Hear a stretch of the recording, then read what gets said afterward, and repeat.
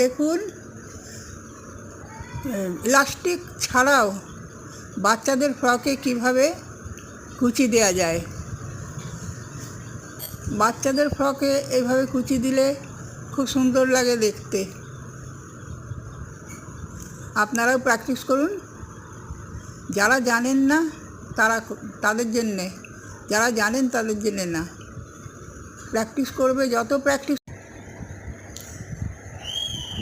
দেখুন কি সুন্দর কুচি হচ্ছে, ইলাস্টিক ছাড়াই। কিন্তু ইলাস্টিক ছাড়া কুচি আপনারা দেবেন। বাচ্চাদের ফ্রকে খুব সুন্দর হয় এটা, আর বেশিরভাগ সব বাচ্চাদের ফ্রকেই এরকমভাবে কুচি দেওয়া হয়। চেষ্টা করবেন, প্র্যাকটিস করবেন। যারা জানেন না তাদের জন্যে, যারা জানেন তাদের জন্য।